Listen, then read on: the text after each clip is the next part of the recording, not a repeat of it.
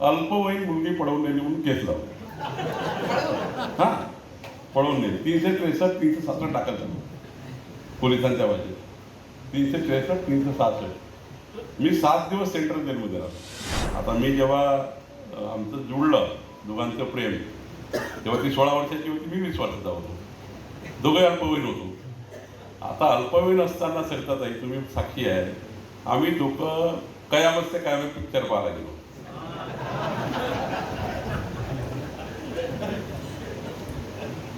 सरिताताईचं घर ते अलंकार टाकीत जेवढून 200 मीटरवर आहे. त्या कयामत से कयामत पिक्चर पाहून बाहेर आल्यावर पोलिसांनी आम्हाला पकडलं. फुलारी साहेब म्हणजे आता आम्ही लहान लहान दिसतो, छोटे छोटे 20 आणि 16. तर पोलीस म्हणे मुलगी कोण आहे? तेव्हा घाबरलो पोलिसांना आम्ही. तर ती सांगून नाही आली, मी घरी सांगून नाही आलो. पाहायला गेलो पिक्चर. तर पिक्चर पाहिल्यानंतर पोलिसांनी पकडलं तर अवघड झालं. आता 16 वर्षाची माझी बायको, मी 20 वर्षाचा.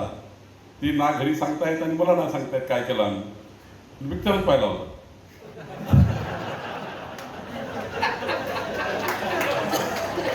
त्या काळात काही फालतू चालायचं नाही, त्या काळाचा होता. आता हा काळ 40-35 वर्षापूर्वीचा काळ. तर पिक्चर पाहून आल्यानंतर पोलिसांनी पकडलं. सरळ सीताबर्डी पोलीस स्टेशनला फुलारी साहेब तुम्ही घेऊन गेले. तिथे कारण नसताना माझ्यावर अल्पवयीन मुलगी पळवून नेली म्हणून केस लावली. हा, पळवून नेली. 363 367 टाकायचं पोलिसांच्या बाजूने. 363 366. मी 7 दिवस सेंट्रल जेलमध्ये राहतो. सेशन कोर्टाची ट्राय झाली, कारण 363 366 सेशन ट्रायल आहे. मला 1.5 वर्ष कोर्टात जावं लागतं.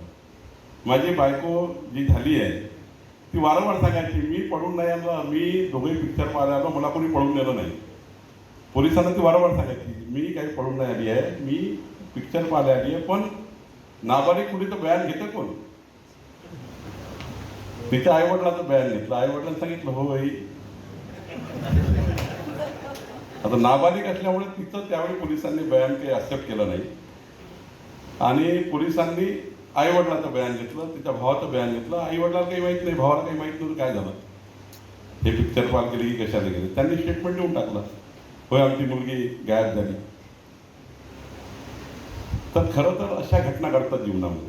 मग आमचं लग्न झालं. सेशन कोर्टमध्ये कोर्टाने सांगितलं की अल्पवयीन मुलगी जरी असली, फुलारी साहेब अल्पवयीन मुलगी जरी असली, पण ती ॲक्युजकडनं बयान देते की मी पडून गेली नाही. माझ्या बायकोलाही सांगायला लागलं कोर्टात, मी पळून गेली नाही, माझ्या नवऱ्याला मी पळून नेलं होतं.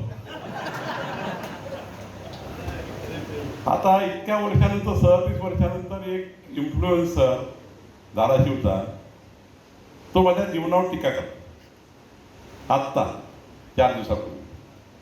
आणि म्हणतो की बावनकुळेंचं आयुष्य असं आहे की लहान लहान पुढी पळवून नेल्या, हे केलं ते केलं. आता मला 2 नातवंड आहे, मुलगा आहे, मुलगी आहे, 2-4 नातू झालेले आहेत. इतकं झाल्यानंतर 40 वर्षानंतर एक इन्फ्लुएन्स देतो की बावनकुळेंनी मुली पळून नेली होती. फार वाईट आहे त्यांचं जीवन. त्यालाही माहिती नाही माझी बायको आहे. थोडी माहिती काढली असती, अधिक माहिती काढली असती. मला त्याने फोन केला असता की बावनकुळे साहेब ते 363 366 तुमच्यावर लागली होती, ती कशाची आहे त्याला समजून सांगा आम्हाला. तर त्याच्याशी प्रेमान बोललो असतो, एक कप चहा पाजला असता, तो आपल्या घरी गेला असता, मी आपल्या घरी गेलो असतो. पण त्यांनी एवढी टीका केली माझ्या बायकोवर, माझ्यावर, दोघांवरही. त्यालाही माहितीच नाही की माझी बायको आहे. ती मुलगी कुठं आहे, ती मुलगी कुठं आहे, शोधा लावा, तिला आणा शोधून, कुठं आहे बावनकुळेची ती मुलगी. आता मी विचार केला होता की सरिताताईला बोलवायचं आहे की मी माझ्याजवळ चांगला कार्यक्रम करायचा, सांगायचं बाबा ही माझी बायको आहे, माझी नातू आहे. खरं तर समाजाला काय केलं, समाजाला खरंच वाटलं की ती मुलगी कोण आहे, कुठे गेली, काय गेली, कुणाची मुलगी आहे. मला आता एका व्यक्तीने त्याच्यावर FIR, कार्यकर्ते असतात FIR करणार, आमच्या नेत्यावर अशी टीका केली, आमच्या नेत्यावर तशी. आम्ही कधी काही FIR करत नाही, कार्यकर्ते करतात. मग त्यांच्या भावना दिसतात. मला त्याला नोटीस द्यावी लागते. मग आता नोटीस दिल्यावर तो म्हणतो आता मला कशाला नोटीस दिली. शेवटी अशा भूमिकेतनं कधी कधी आपल्याला दुहेरी फटका बसतो. याचा अर्थ आम्ही डिजिटल मीडियाची विरोधी नाही आहे.